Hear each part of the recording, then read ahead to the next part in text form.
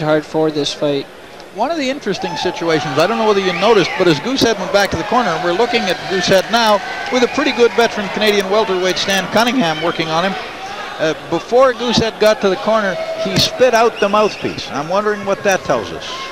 Possibly a little bit tired, but having that 1 minute rest will rejuvenate him to some extent. Now that you mentioned that, the welterweight in his corner, Stan Cunningham, being a very slippery fighter himself, this could be why Goosehead looks the way he looks tonight. He's being very cautious, taking a lot of punches off his shoulders, just as Stan did. Well, on the way to your championship, you fought Stan Cunningham and know him pretty well. Oh, yes, I did, and went 6 rounds with Stan, a difficult 6 rounds, which frustrated me by his slipperiness.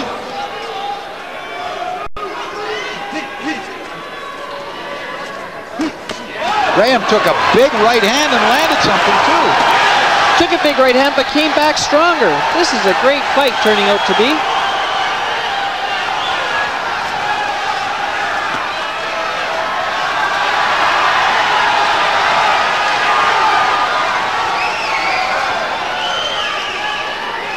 The last punch of the exchange was once again a pretty good jab from Richie Goosehead.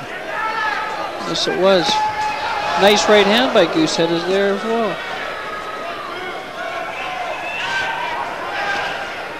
Nice slip underneath by Goosehead.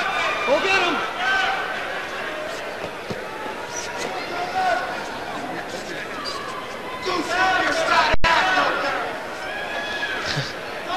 There are fans in the building. Yes, there are.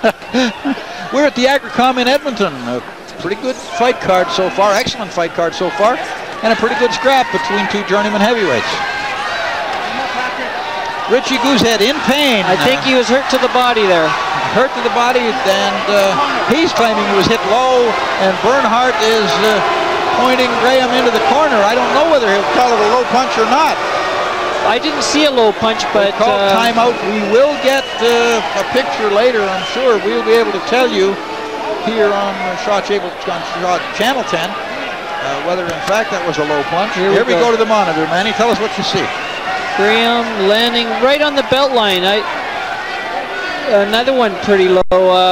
The problem there is that they use a protector, a cup protector, so even if it hits the very top of the cup, it may raise the cup up, causing it to hurt.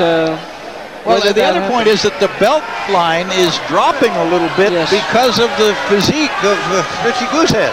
Yes, it is going way below his belly button. That's where the line is supposed to be, and those two blows were definitely below the belly button, so that they would be considered as low blows.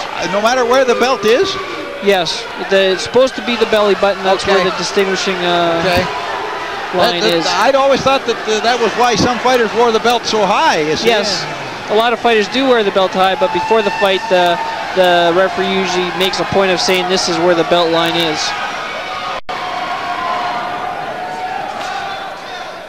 Because it wouldn't be fair if a guy wore his shorts up to his chest, now would it? Well, I remember Archie Moore used to try to do that. Yes, he did. The Mongoose used all the tricks.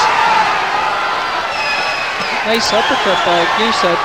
And another right hand to the body by Graham. Once again, these neighborhood rivals are banging away at each other. Graham's marked up.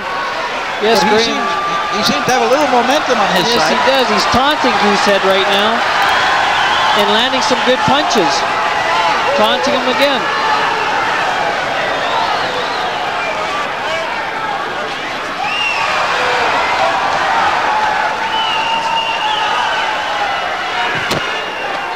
Goosehead reluctant to fall into a trap of just trading punches with Graham and decides to keep the jab going. And the jab's working good there. A slapping right hand landing to the side of Goosehead's head I don't think did much damage. The left hand that followed might have done more damage. Yes. It's usually the punches behind the punches that do the damage, the punches the fighters don't see.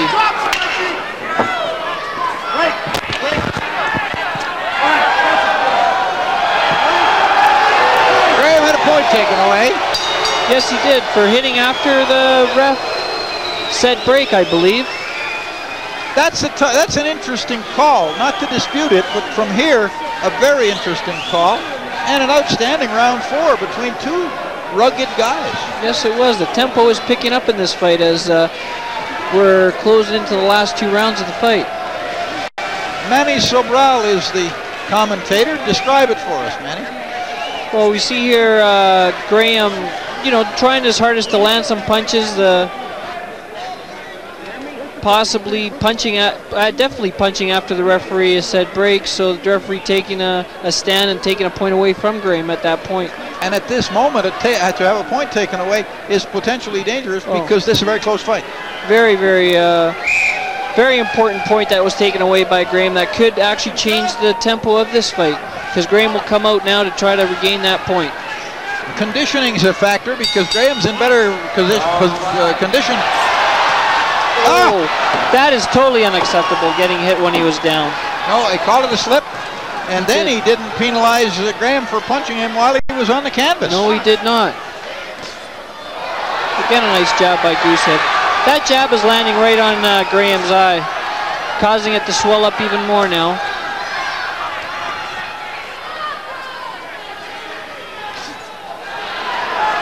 I don't know whether Goosehead's putting a bit of possum, but it seems like Graham is really coming on this round, using his left hand to cover up Goosehead's face. You have the same feeling that I have, that Graham's in better shape physically, but now we have some blood coming from a cut over Goosehead's eye.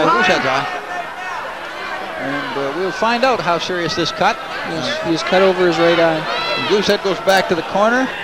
And at the moment, we don't have a doctor in the corner. The doctor is stepping into the corner now to take a look.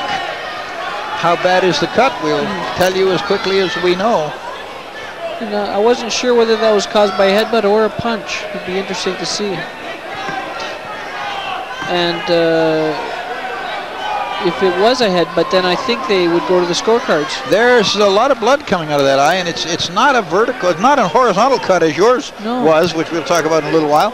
It seems to be cut through the eyebrow, and the fight is over. A bad cut. It is a bad cut. We'll take another look. Was it the jab that did the damage? I think it was a jab. I don't see the heads come together. No, it was a jab. And immediately Graham pointed up and said, "That's a bad cut." Graham with the eye, which you can see as his hand is raised in victory, his eye is also marked badly. Yes, his eye is closing very quickly. We look at the monitor again, and the two guys are not happy with this situation. The friendship is not going to start anytime soon between these two veteran heavyweights.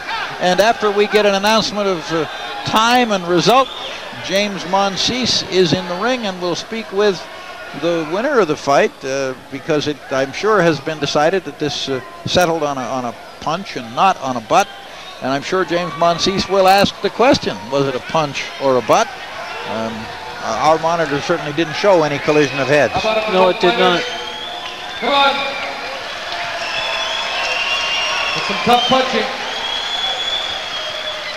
Tough fight, good fight. James Monsees has the message across that he'd like to talk to Pat Graham, and the Shamrock has been comfortable talking with the media before.